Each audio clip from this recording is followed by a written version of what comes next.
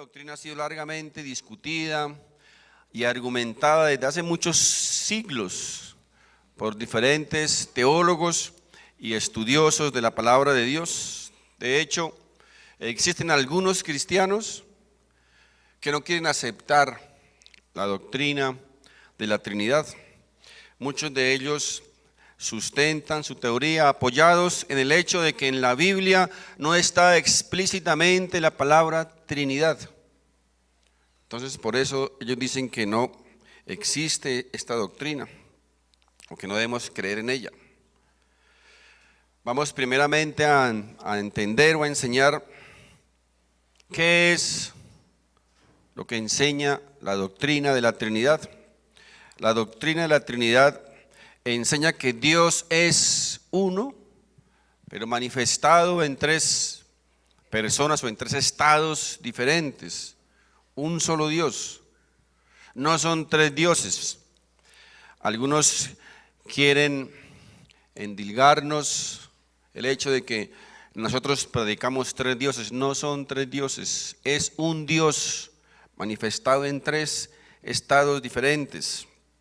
Uno de los mejores ejemplos que usan muchos predicadores o teólogos para tratar de explicar el misterio de la Trinidad es el ejemplo del agua. Recordemos que el agua, su fórmula química es H2O, dos moléculas de hidrógeno y una de oxígeno. Así que si tenemos, por ejemplo, un vaso de agua, tenemos H2O. Si tenemos un cubo de hielo, tenemos H2O. Si tenemos vapor de agua, tenemos H2O, ¿verdad? Es la misma agua manifestada en tres estados o en tres formas diferentes. Dios es algo, digamos, parecido. El Hijo es la divinidad, el Padre es la divinidad y el Espíritu Santo es la divinidad. Un Dios, recuerden, un Dios manifestado en tres estados diferentes, tres personalidades. No son tres dioses como algunos quieren hacernos creer. Otro ejemplo, podríamos tomarlo del prisma. Si nosotros tomamos un prisma y le aplicamos un rayo de luz blanca, por un lado, al otro lado se va a reflejar 7 rayos de luz. Ahora, no son 7 rayos de luz, es un rayo aplicado, ¿verdad? Por un lado el prisma y vamos a ver al otro lado 3 rayos diferentes. Estos son de pronto algunos ejemplos como para tratar de medio entender ese misterio de la Trinidad, porque es un misterio. Algo muy curioso es que, bueno, curioso para nosotros, porque para Dios nada es curioso, es que la Biblia presenta a Dios como luz, dice que Dios es luz. Y les recuerdo que la luz está compuesta también de 3 rayos. Ese rayo que ven ahí de luz, ahí hay 3 rayos, forman esa luz.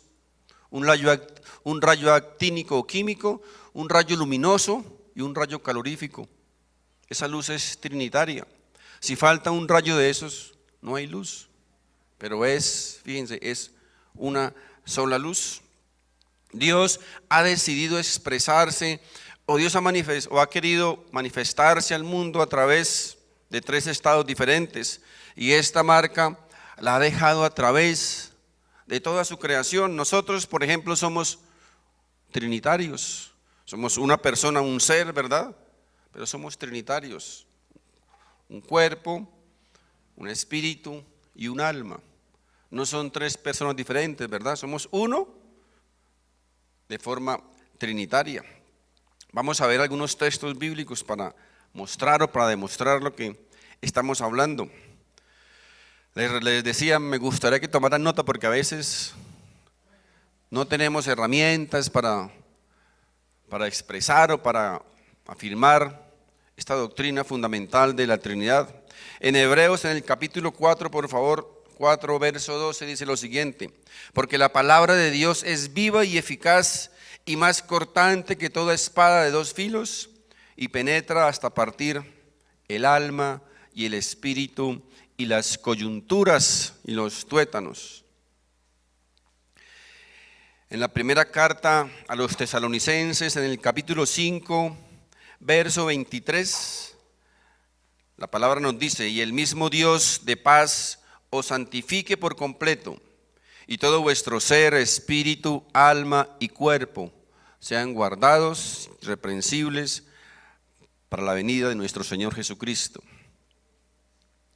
En Génesis, el capítulo 49, verso 3, dice la palabra de Dios: en su consejo no entre mi alma, ni mi espíritu se junte en su compañía. Mis hermanos, todo lo que tenemos a nuestro alrededor casi tiene el sello de la Trinidad. Así que Dios es un Dios que ha querido manifestarse en tres estados diferentes. No es Dios Padre, Hijo y Espíritu Santo. Es Dios Padre, Dios Hijo y Dios Espíritu Santo. Recuerden, un Dios manifestado en tres estados diferentes. Muchos tal vez pues no tengan ningún problema en entender o en aceptar que Dios Padre es una persona, en que Dios Hijo es una persona, pero sí tienen muchos problemas en entender y en aceptar que el Espíritu Santo sea Dios, que sea una persona. Ellos afirman que el Espíritu Santo es una fuerza, que es un poder, pero mis hermanos, usted no puede mentirle a una fuerza, usted no puede contristar a una cosa. Uno hiere, uno lastima, uno contrista a una persona, pero no a una cosa, ni a una fuerza. Una persona, mis hermanos, recuerden que se caracteriza porque tiene intelecto, tiene emoción y tiene voluntad. Esas son las características de una persona. Y el Espíritu Santo en la Biblia se manifiesta con estas tres características: intelecto, emoción y voluntad. Vamos a verlo a través de la Biblia. En el Evangelio de Juan, por favor, Evangelio de Juan, en el capítulo 14. Juan, capítulo 14, verso 26, dice la palabra de Dios: mas el Consolador, el Espíritu Santo, a quien el Padre enviará en mi nombre, Él os enseñará. ¿Saben a qué se refiere ahí? Al intelecto. Él os enseñará. Él tiene intelecto, el Espíritu Santo. Una característica de una persona, no de una cosa o de una fuerza. En la carta a los Romanos, capítulo 15, por favor.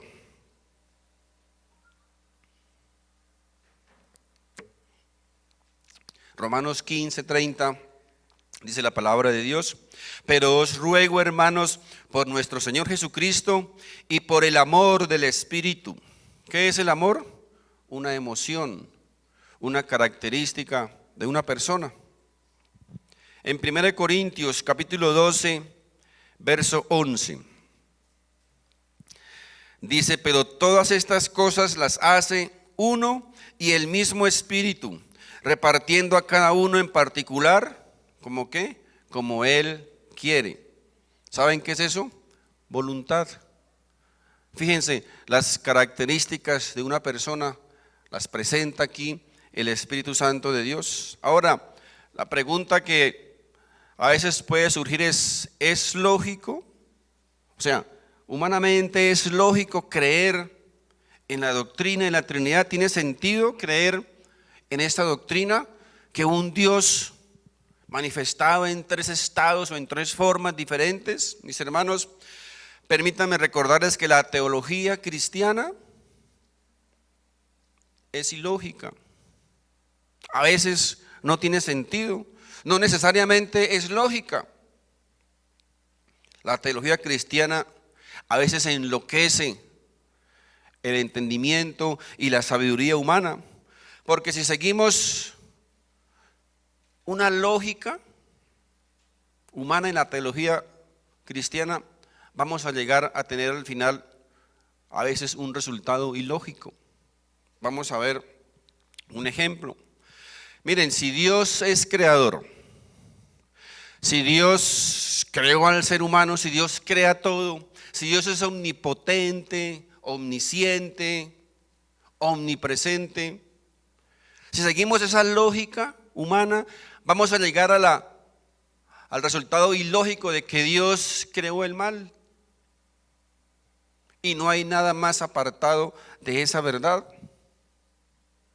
La lógica humana, por ejemplo, dice que 2 más 2 son 4, que 3 más 3 son 6. Pero en la teología bíblica no necesariamente 2 más 2 tienen que ser 4. Ustedes recuerdan que Jesús en un evento le preguntó a Felipe: ¿cómo vamos a hacer para alimentar a estas 5,000 personas? Y él le contestó con una lógica humana: necesitamos el salario de 8 meses de trabajo para poder darle comida a estas más de 5,000 personas. Pero mis hermanos, la lógica de Dios era que 2 peces y 5 panes daban 5,000. Entonces fíjense, mis hermanos, cómo a veces la lógica de Dios enloquece la sabiduría y el entendimiento humano. Hay una regla general de la hermenéutica que se llama, los que hemos estudiado, sé que se la saben, se llama la analogía de la fe, ¿recuerdan? La analogía de la fe. ¿Qué dice o qué significa esa regla? Que la Biblia se interpreta a sí misma. Así que si usted quiere una interpretación correcta de un texto bíblico, no lo busque en una iglesia, no lo busque en donde el apóstol, donde el profeta, donde el teólogo, búsquelo en la misma palabra de Dios. Es decir, que cuando hay un texto bíblico que aparentemente tiene varias interpretaciones, tenemos que buscar más textos bíblicos para complementarlo y darle una correcta interpretación a ese texto bíblico. Por ejemplo, vamos a ver un solo caso de muchos que hemos estudiado en hermenéutica. En el Evangelio de Juan, por favor, vamos un ejemplo de lo que acabamos de decir. Juan capítulo 2, verso 23, dice la palabra de Dios: estando en Jerusalén en la fiesta de la Pascua, muchos creyeron en su nombre. Ahora, si seguimos la lógica humana, al oír este texto, ¿qué pensamos? Que muchos fueron salvos, ¿cierto? Muchos creyeron en él. Se salvaron muchos, siguiendo la lógica humana. Pero si nosotros comparamos o miramos otro texto, vamos a entender realmente lo que este texto significa. Si miramos entonces ahí mismo Juan 2, 24 y 25. Vamos a ver si fue cierto que todos esos se salvaron, como dice este primer texto. Dice Juan 2, 24, 25, dice: pero Jesús mismo no se fiaba de ellos, porque conocía a todos y no tenía necesidad de que nadie le diese testimonio del hombre, pues él sabía lo que había en el hombre. Fíjense que aquí ya empezamos, ¿cierto? Ya entendemos, no todos los que estaban ahí creían realmente en el Señor. Así que, mis hermanos, cuando nosotros comparamos escritura con escritura, vamos a llegar, o si no comparamos escritura con escritura, vamos a llegar a conceptos errados y equivocados y a formar doctrinas extrañas. En la Biblia, mis hermanos, muchos pasajes desafían la lógica humana, el conocimiento humano, la sabiduría humana. Recuerdan que Dios le dijo a Abraham, ve al monte Moria y sacrifícame a tu hijo, a tu único hijo. Ahora, ¿cuál era la lógica humana para Abraham? Pero Dios, ¿cómo así? No entiendo. Si tú me prometiste que a través de este hijo iban a ser benditas muchas naciones, y ahora me estás diciendo que vaya y lo sacrifique.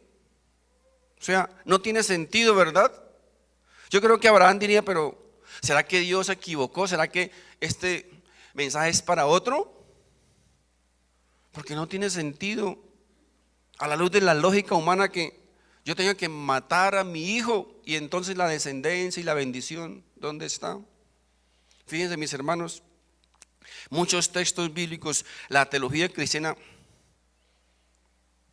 desafía nuestra lógica humana los pensamientos, dice la Biblia, y la mente de Dios no son los mismos que nosotros tenemos aquí abajo. Él se mueve en otro ámbito, diferente al nuestro. Dios te dice, por ejemplo, no te unas o no hagas negocios o no te juntes con incrédulos.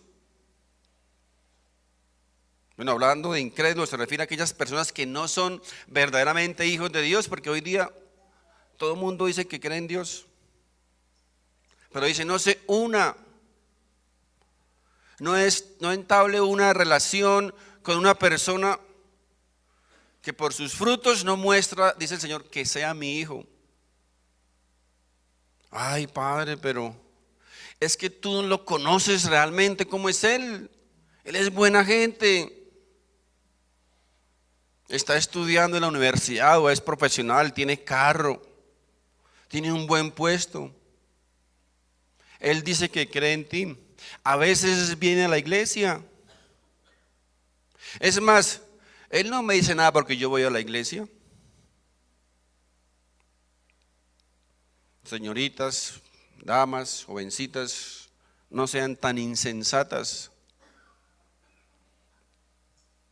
No se dejen engañar.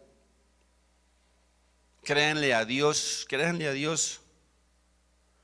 Él dice, si no es mi hijo, dice el Señor, si no es mi hijo, no te juntes con él o con ella. ¿Pero saben por qué? Porque vas a sufrir más adelante.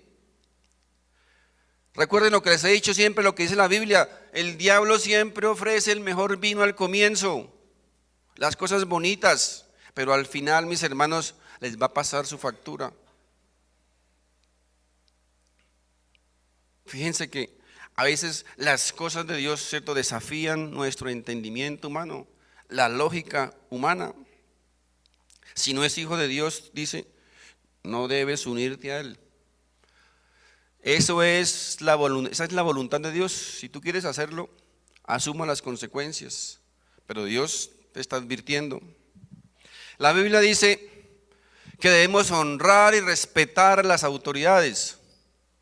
Ah, pero ¿cómo voy a respetar si esos son unos bandidos? Se robaron todo el presupuesto de la nación. Y además de eso son tal por cuatro. ¿Cómo voy a respetarlos y cómo voy a honrarlos? Mis hermanos, ¿saben quién escribió esto en la Biblia? Pedro, el apóstol Pedro. El apóstol Pedro, el que trató de quitarle la cabeza a Malco. ¿Recuerdan cuando fueron a apresar al Señor Jesucristo? Era un hombre rudo. Rudo.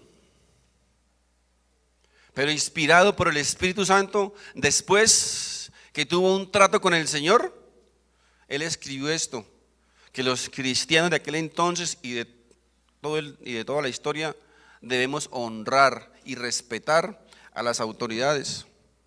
Bueno, alguien diría, bueno, pero cuando las autoridades son buena gente y cuando son honestos, cuando son justos, pues los respetamos. Mis hermanos, les recuerdo, si no sabían, quién era el gobernador de ese entonces. Era un chiquito, panzudo y calvo llamado Nerón. Y este hombre, mis hermanos, les dio de beber por primera vez a los cristianos la hiel del dolor y el sufrimiento. Les recuerdo que este hombre, Nerón, asesinó a su propia madre, asesinó a sus hermanos, a sus esposas y muchas otras cosas más. Así que, mis hermanos, ¿tiene lógica humana honrar y respetar a una bestia como estas? Pero Dios dice, respeten y honren a las autoridades. Fíjense, mis hermanos, cómo la teología bíblica desafía la lógica humana en muchos casos. Dios dice, mía es la venganza. Ay, Dios, pero usted no sabe lo que me hicieron. No sabes cómo me siento, cómo me lastimaron, cómo me hirieron. Pero el Señor dice, no tomes venganza tú. Déjame a mí, que yo me encargo de eso. ¿Saben por qué? Porque cuando a mí me hacen algo, cuando a mí me lastiman, Cuando a mí me hieren, esa persona que hace eso está a un nivel más bajo que el mío. Y si yo voy a vengarme de esa persona, yo tengo que descender hasta donde está esa persona para vengarme. Pero si yo la perdono, ¿sabe qué hago? Yo la traigo donde yo estoy. Por eso dice el Señor, mía es la venganza, no de nosotros. Dios, mis hermanos, desafía la lógica humana. Finalmente la cruz del Señor Jesucristo. Los judíos estaban frente al Cristo crucificado y no entendían. ¿Cómo así? No entendemos. Este nos prometió libertad. Este prometió que nos ayudaría. Y mírenlo ahí crucificado, humillado, inerme. Es más, se presentó como el Hijo de Dios, el Dios, y mírenlo ahí. ¿Qué está pasando aquí?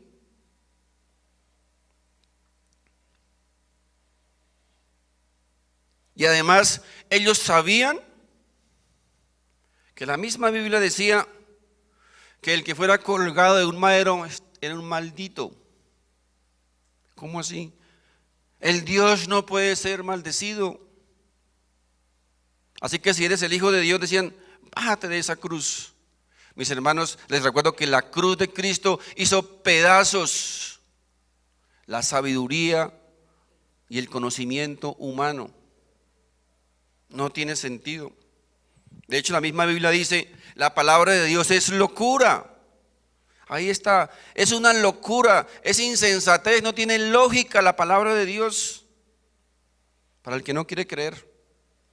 Pero para los que creemos es poder de Dios. Ahí está todo el poder de Dios en la palabra de Dios. Así que mis hermanos, nadie con la mente humana puede tratar ni siquiera de entender a Dios. Imposible. Llevar a Dios a un laboratorio para tratar de explicarlo, de entenderlo. Si usted quiere tratar de entender a Dios, es como tratar de desarmar un piano para sacarle su melodía. Imposible. Por eso es Dios. Qué tontería y estupidez de algunos hombres llegar a afirmar que porque a través de su conocimiento no pueden entender ni comprender a Dios, entonces enseñar o creer que Dios no existe, porque ellos no pueden entenderlo. Mis hermanos, lo finito jamás podrá entender lo infinito.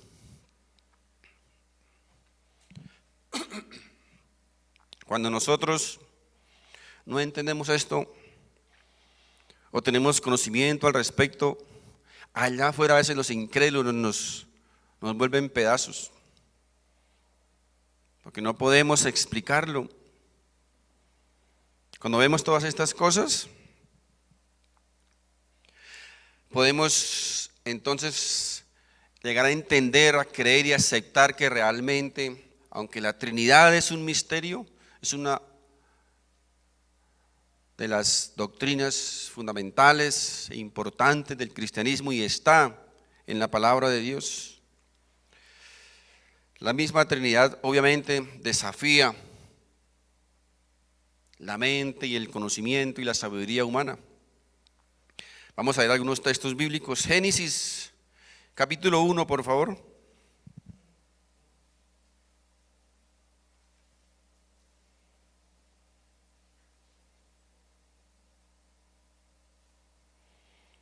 Génesis capítulo 1, verso 26. Pónganle cuidado a estos textos bíblicos. Dice la palabra de Dios: entonces dijo Dios, hagamos al hombre a nuestra imagen, conforme a nuestra semejanza. Génesis 3:22. Dijo Jehová Dios, he aquí el hombre es como uno de nosotros. Génesis 11:7. Ahora pues, descendamos y confundamos allí su lengua, para que ninguno entienda el habla de su compañero. ¿Cuál es aquí el común denominador? ¿Se dan cuenta? Dios hablando, dice hagamos, ¿cierto? Está hablando de más de uno. Hagamos. ¿Con quién está hablando Dios? Dicen algunos, no, es que Dios habla ahí con los ángeles. Mis hermanos, cuando estudiamos la Biblia encontramos que los ángeles son seres creados. Los ángeles no son creadores, no son eternos, fueron creados. Los únicos que tienen la eternidad son Dios Padre, Dios Hijo y Dios Espíritu Santo. Isaías capítulo 6. Isaías capítulo 6, verso 8 dice: después oí la voz del Señor que decía: ¿a quién enviaré? Hablaban de uno, ¿verdad? ¿A quién enviaré? Uno. ¿Y quién irá por nosotros? Los que estamos aquí, ¿verdad? Fíjense, está hablando hoy de una tercera persona. ¿A quién enviaré? ¿Y quién irá por nosotros? Habla de un tercero. Vamos a mirar ahora a través de la palabra de Dios, o a confirmar o a demostrar la deidad del Espíritu Santo, para demostrar en la Biblia que el Espíritu Santo es realmente Dios mismo. Vamos a comenzar a leer, mirar unos textos bíblicos para que los tengan ahí ustedes de pronto anotados. Vamos a Éxodo, por favor, Éxodo capítulo 17.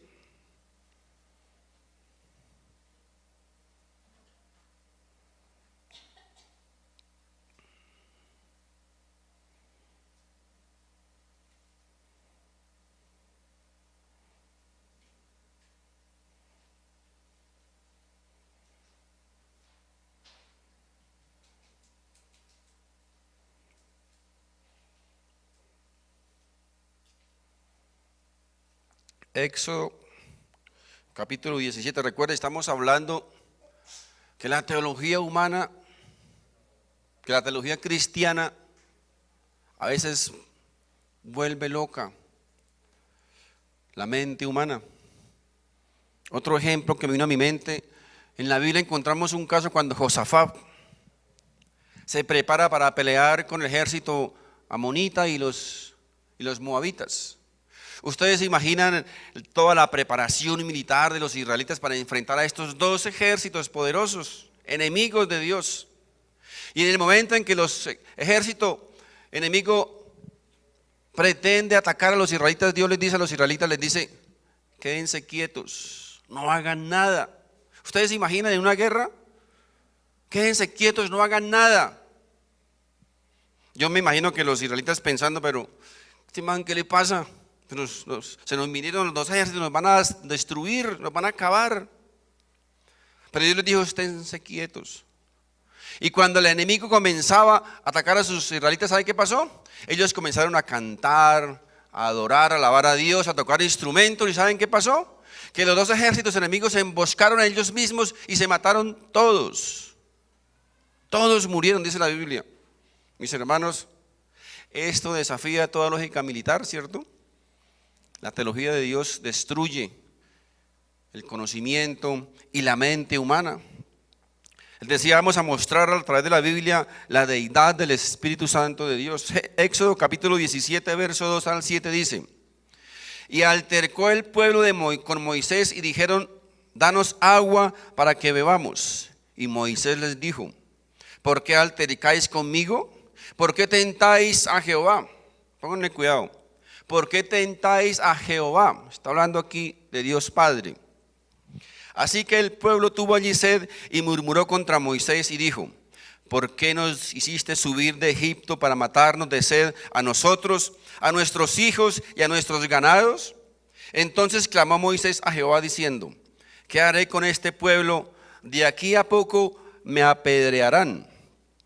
Y Jehová dijo, acuérdense, Dios Padre dijo a Moisés: pasa delante del pueblo y toma contigo de los ancianos de Israel, y toma también en tu mano tu vara con que golpeaste el río, y ve. He aquí que yo estaré delante de ti allí sobre la peña en Horeb, y golpearás la peña y saldrá de ella aguas, y beberán el pueblo.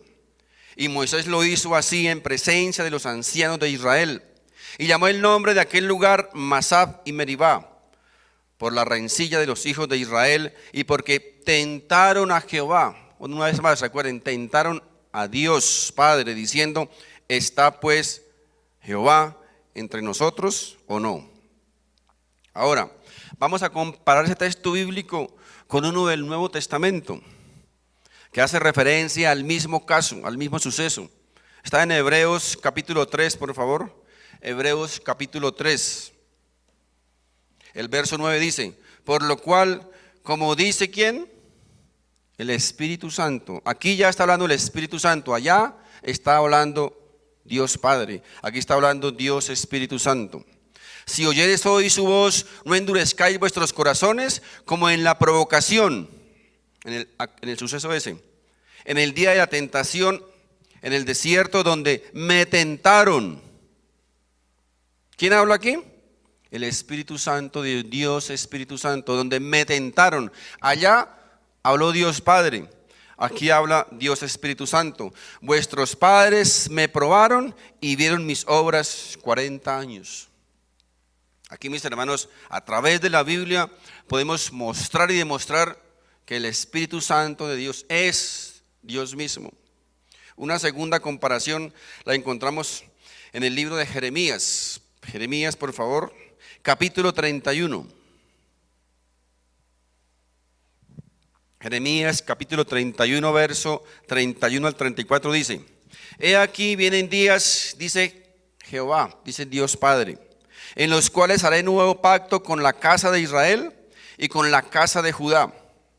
No como el pacto que hice con sus padres el día que tomé su mano para sacarlos de la tierra de Egipto, porque ellos invalidaron mi pacto, aunque fui yo un marido para ellos, dice Jehová, dice Dios Padre. Pero este es el pacto que haré con la casa de Israel después de aquellos días, dice Jehová.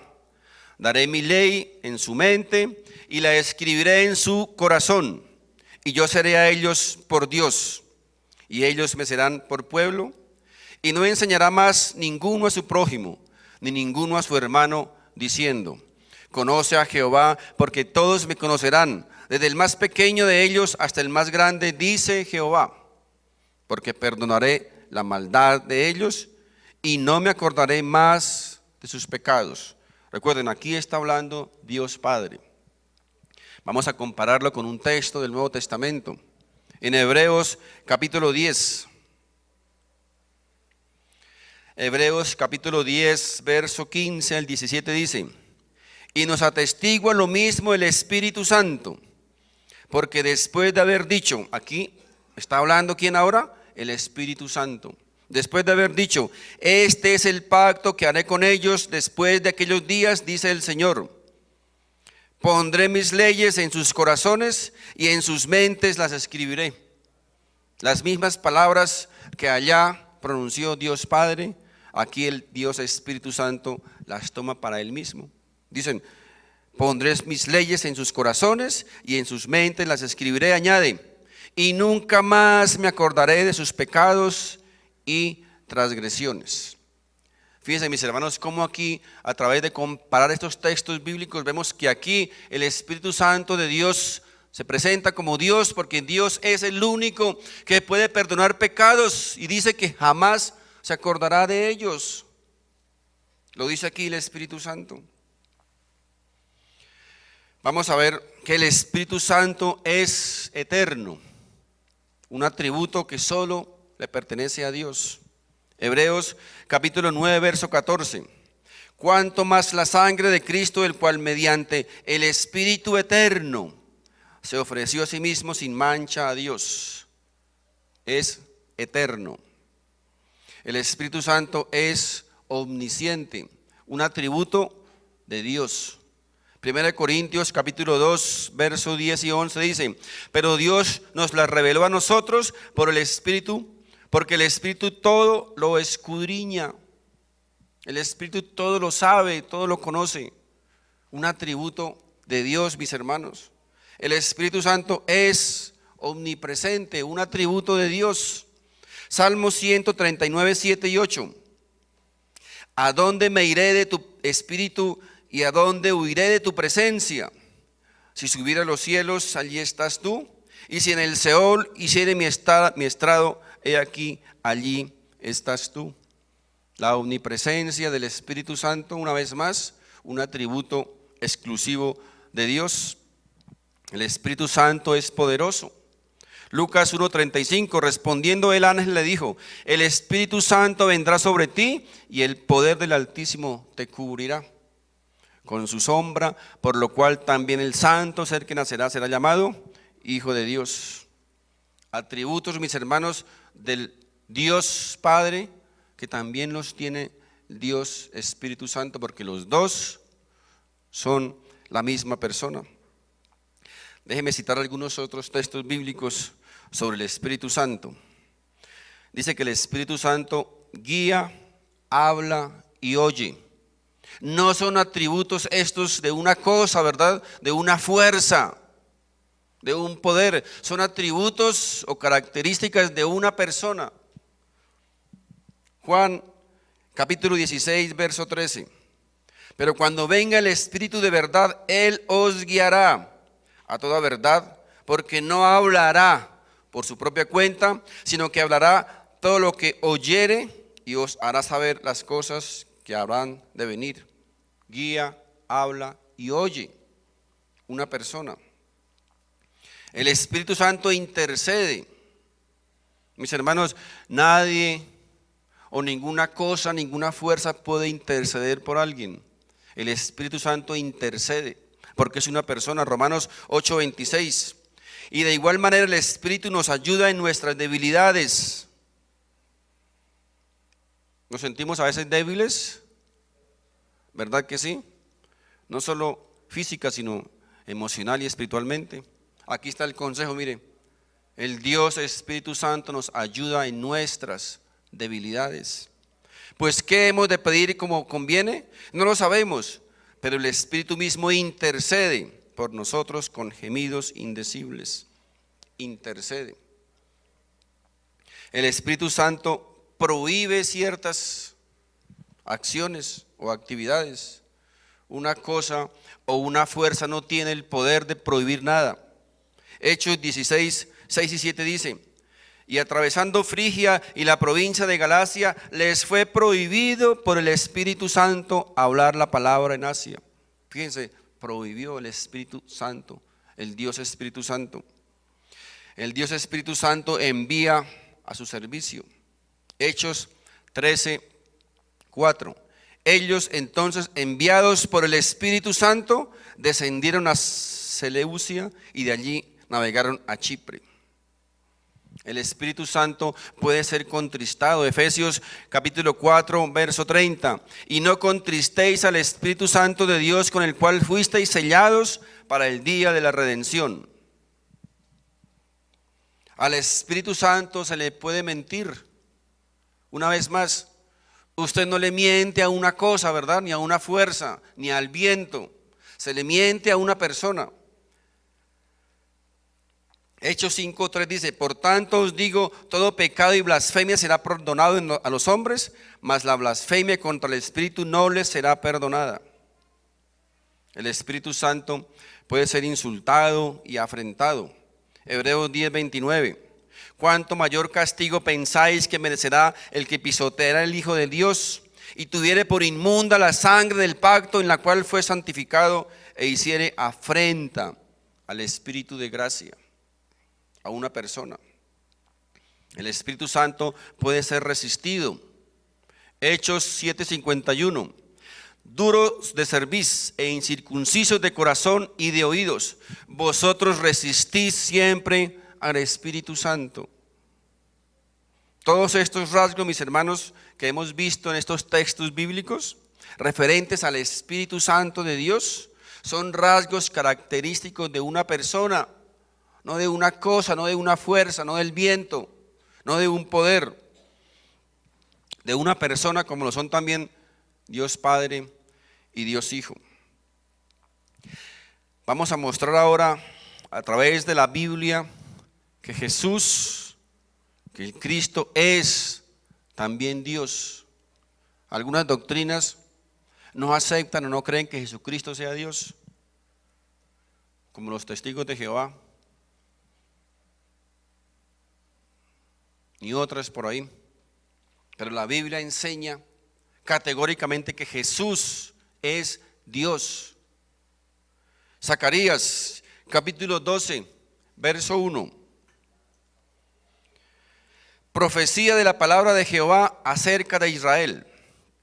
Jehová, aquí Dios Padre, que extiende los cielos y funda la tierra y forma el espíritu del hombre dentro de él, ha dicho. ¿Quién ha dicho? Dios Padre, ¿cierto? Dios Padre está hablando. Ahora miremos ahí mismo en Zacarías, pero en el verso 10, para no leer lo otro que no hace referencia, pero está hablando, es el mismo texto bíblico y está hablando aquí Dios Padre. El verso 10 dice: y derramaré sobre la casa de David y sobre los moradores de Jerusalén espíritu de gracia y de oración, y mirarán a mí, a quien traspasaron, y llorarán como se llora por un hijo unigénito, afligiéndose por él como quien se aflige por el primogénito. Fíjense aquí, el Dios Padre está diciendo que él fue traspasado. En Mateo capítulo 1, verso 23, yo sé que algunos textos ya los conocemos, pero es bueno tenerlos, recordarlos y anotarlos. He aquí, Mateo 1, 23, he aquí una virgen concebirá y dará a luz un hijo, y llamará su nombre Emmanuel, que traducido es Dios con nosotros. Ese pequeñito que nació ahí en Belén era el Dios mismo encarnado. Mateo capítulo 9, verso 6. Pues para que sepáis que el Hijo del Hombre tiene potestad en la tierra para perdonar pecados. ¿Qué dice la Biblia? Que ¿quién puede perdonar pecados? Dice, solo Dios. Solo Dios puede perdonar pecados. Los demás podemos perdonar ofensas. De hecho, la Biblia dice, confesad vuestras ofensas unos a otros y perdonadlas, ¿verdad? Nosotros podemos perdonar y debemos perdonar las ofensas, pero los pecados solo Dios los puede perdonar según la Biblia, no según un fanático religioso, según la Biblia. Aquí dice que Jesús tiene potestad para perdonar pecados. En Juan, final de la Biblia, Juan 1:1, Evangelio de Juan. En el principio era el verbo y el verbo era con Dios y el verbo era Dios. Romanos 9:5, de quienes son los patriarcas y de los cuales según la carne vino Cristo, el cual es Dios sobre todas las cosas, bendito por los siglos. Amén. Primera de Timoteo capítulo 3, verso 16. E indiscutiblemente grande es el misterio de la piedad. Dios fue manifestado en carne, justificado en el Espíritu, visto de los ángeles, predicado a los gentiles, creído en el mundo, recibido arriba en la gloria. Dios fue manifestado en carne, en la persona ¿de quién? De Jesucristo. Tito, capítulo 2, verso 13. Aguardando la esperanza bienaventurada y la manifestación gloriosa de nuestro gran Dios y Salvador, ¿quién? Jesucristo. Dios y Salvador Jesucristo. Hebreos 1:8, más del Hijo dice, tu trono, oh Dios, por el siglo del siglo. Segunda de Pedro, capítulo 1, verso 1. Simón Pedro, siervo y apóstol de Jesucristo, a los que habéis alcanzado por la justicia de nuestro Dios y Salvador Jesucristo. Nuestro Dios, fíjense, y Salvador Jesucristo. Primera de Juan 5:20. Pero sabemos que el Hijo de Dios ha venido y nos ha dado entendimiento para conocer al que es verdadero. Y estamos en el verdadero, en su Hijo Jesucristo. Este es el verdadero Dios y la vida eterna. Mis hermanos, si alguien quiere más, como dice el adagio, que le piquen caña. La Biblia enseña perfectamente que Dios, o enseña perfectamente de la doctrina de la Trinidad, un Dios manifestado en tres estados diferentes, pero un solo Dios. Por el hecho de que en la Biblia, mis hermanos, no encontremos textualmente algo, no significa que no exista el principio. ¿Dónde dice en la Biblia, por ejemplo, escuela dominical? ¿Dónde dice en la Biblia? No dice, ¿verdad? Entonces lo que está allá afuera es una herejía porque no está escrito en la Biblia. ¿Dónde dice, mis hermanos, en la Biblia textualmente que no debemos fumar marihuana? ¿Dónde dice? Algunos se podrán contentos porque, ay, la Biblia no dice que no podemos fumar marihuana. Entonces, a fumar marihuana, porque no dice textualmente la palabra, ¿cierto? No fumar marihuana. Pero está el principio, mis hermanos, que todo aquello que atente contra nuestra vida, contra nuestro cuerpo, es pecado. Es pecado, mis hermanos. Hay principios en la Biblia con muchas aplicaciones que debemos entender perfectamente. Por no entender las escrituras, por no estudiarlas, dice la palabra de Dios. ¿Sabe qué dice? Que los indoctos, recuerdan que son los indoctos, ¿no? Los que no estudian la palabra de Dios, los que la medio leen, los que reciben su teología o su doctrina de profetas, de apóstoles, de cantantes, de no sé qué cosas, menos de la palabra de Dios. Esos son los indoctos. Y otro grupo de personas, los inconstantes. También sabe quiénes son los inconstantes, ¿cierto? Aquí no hay ningún inconstante. Todos son juiciosos, estudiosos, vienen a todos los servicios, a todas las actividades. Pero en algunos lados hay muchos inconstantes. Vienen un domingo, otro domingo no, vuelven a los 15 días, luego vienen al mes, sacan disculpas, pretextos, que esto, que lo otro, tonterías y disculpas. Y la Biblia dice que esta clase de personas indoctos e inconstantes, ¿saben qué hacen? Tuercen las escrituras. Se inventan un montón de tonterías. ¿Por qué? Porque con toda la razón no saben nada. ¿Cómo van a saber si no estudian? Si no vienen las predicaciones, si no le piden a Dios sabiduría, conocimiento, fortaleza. Pues obviamente esto tiene sentido común. No van a saber nada y van a torcer estas escrituras, las van a volver un sancocho. Así que, mis hermanos,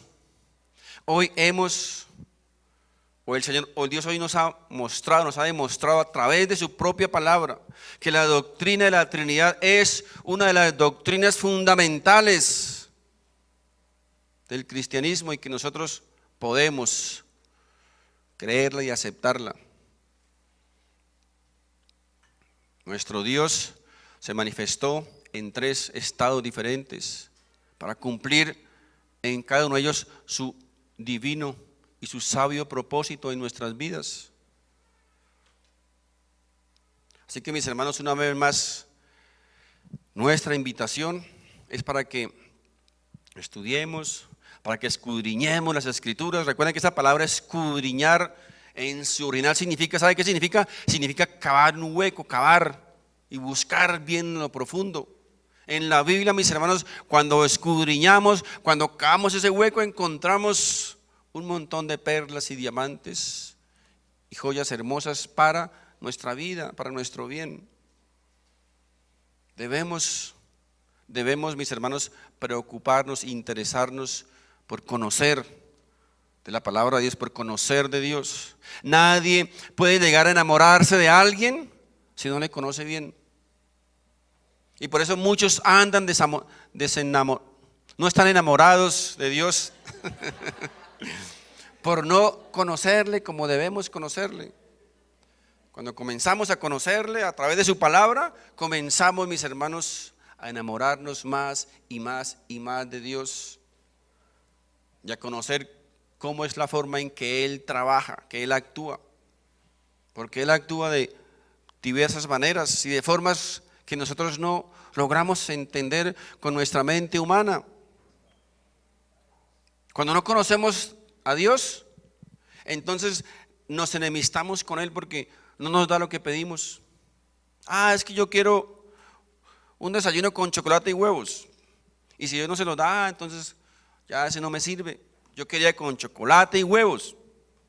Pero Dios dice, mis hermanos, el chocolate te hace daño y los huevos también. Tomen guapanelita y pan. No es como nosotros pensamos, ¿verdad? Es como Dios lo hace porque Él siempre quiere lo mejor para nosotros. Entendamos eso, Dios quiere lo mejor para nosotros. Siempre. Dios no se deleita, Dios no se goza en el sufrimiento humano, no. Pero ¿por qué llegamos a esa conclusión ilógica? Muchas veces, ¿saben por qué? Porque no conocemos de Él, no conocemos cómo actúa Él, cómo trabaja. Así que, mis hermanos, Les repito una vez más, el llamado es cada día a conocer más de Dios. Y usted solamente puede llegar a conocer a Dios a través de su palabra. No hay otra manera. No es que se lo presenten, que alguien le cuente de Él, que alguien le hable de Dios, de Él. Pues sí, podemos tener un somero conocimiento de alguien, pero nosotros tenemos que conocerle a Él personalmente para enamorarnos, para poder alabarle, adorarle y expresarle realmente lo que está aquí en nuestro corazón. Mis hermanos, espero que este mensaje haya servido para crecimiento espiritual, para conocimiento, y que tengan esos textos bíblicos ahí bien guardados, porque muchas veces los vamos a necesitar. Amén. Dios les bendiga, mis hermanos. Coloquémonos de pie, por favor. Padre Santo, en el nombre de Jesús, te damos las gracias, infinitas gracias, Señor, por tu palabra. Gracias por el discernimiento que tú permites que llegue a nuestro corazón, a nuestra mente. Gracias también por la lucidez que tú nos das para poder entender cada día más y comprender, Señor, tu palabra y llegar a conocerte, Señor, cada día más a través de nuestra fe. Amado Dios, sabemos a través de tu palabra que tú te manifiestas de multiformas, que tú actúas de manera diferente tal vez a la que nosotros esperamos que tú actúes en diversas situaciones. Pero siempre podemos tener la firme convicción de que tu actuar es para nuestro bien. De que aquellas cosas, Padre Santo, que tú traes o permites a nuestra vida siempre son para nuestro bien. A veces sabemos, Señor, que son dolorosas, que duelen, que tenemos que desprendernos a veces de cosas que consideramos indispensables y necesarias para nuestra vida. Pero tú nos dices que esas cosas más adelante nos van a hacer sufrir, nos van a doler. Y tú siempre quieres evitar, Señor, el dolor y el sufrimiento para tus hijos. Yo sé, Padre Santo, que muchos de nosotros tenemos debilidades fuertes en nuestra vida. Pero tu palabra también nos dice que el poder de tu Espíritu Santo, el Dios Espíritu Santo, está para ayudarnos en nuestras debilidades, para darnos la fuerza, el aliento, el poder, el vigor para seguir adelante, para seguir en esta lucha, para no tirar la toalla, para resistir en la posición donde tú nos has colocado. Gracias una vez más, amado Padre, por tu palabra, Señor. Es esa lámpara que ilumina, que alumbra nuestro caminar, que nos indica el camino por el cual debemos conducirnos. Esa palabra que nos suministra el consejo en el momento en que debemos tomar decisiones. Tú nos das el mejor consejo, pero debemos tener afinado nuestro oído espiritual para poder recibir, para poder entender y oír ese consejo que viene de ti. Padre Santo, ayúdanos en todas nuestras decisiones que tenemos o que debemos tomar cada día, que tú hagas parte de esa ecuación, a que tú seas quien guía, quien direcciona nuestras decisiones. Recordemos que tu palabra nos enseña que el diablo siempre nos ofrece lo mejor al comienzo. Al comienzo tal vez vemos gozo, alegría, felicidad, pero al final va a haber sufrimiento y dolor. Tu palabra nos ha dicho que ha colocado delante de nosotros dos caminos, uno que conduce a la muerte y otro que conduce a la eternidad. Pero tú mismo nos has indicado: sigue por este camino, sigue por el camino que conduce a la vida eterna. Tal vez sea un camino angosto, tal vez sea un camino pedregoso, difícil, pero al final vamos a cosechar lo mejor.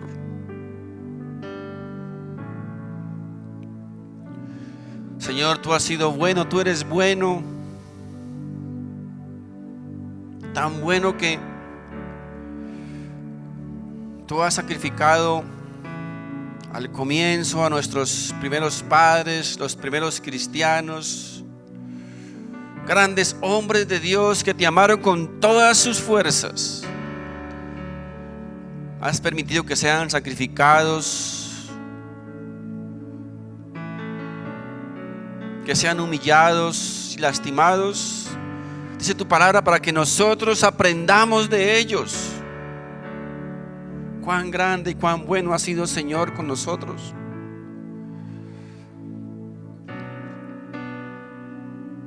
Que nos has colocado esos ejemplos para que podamos tomar las decisiones correctas e indicadas en estos tiempos. Mis hermanos, estos privilegios solo los tenemos nosotros, los hemos tenido nosotros en estos tiempos. Ni siquiera ellos en la antigüedad, repito, que eran hombres de valor, hombres que te amaban realmente con toda su fuerza, dispuestos a entregar sus vidas.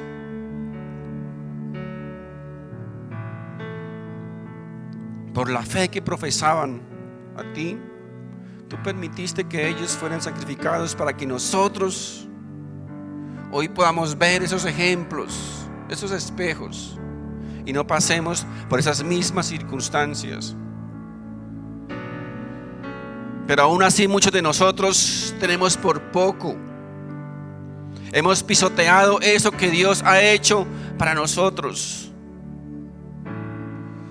Y hemos decidido muchas veces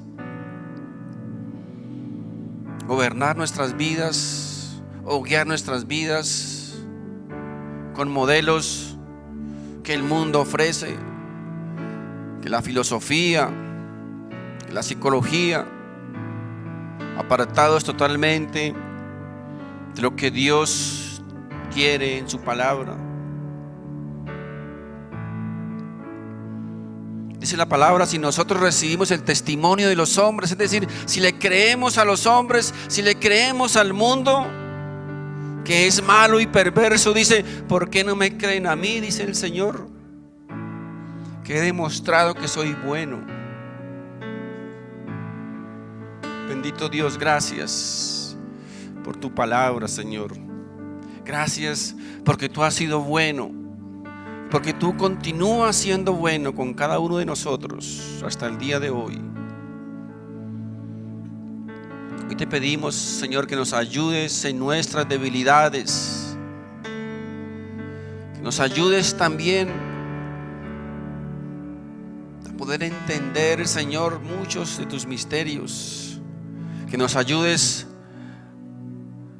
a poder aprender, estudiar y escudriñar más tu palabra,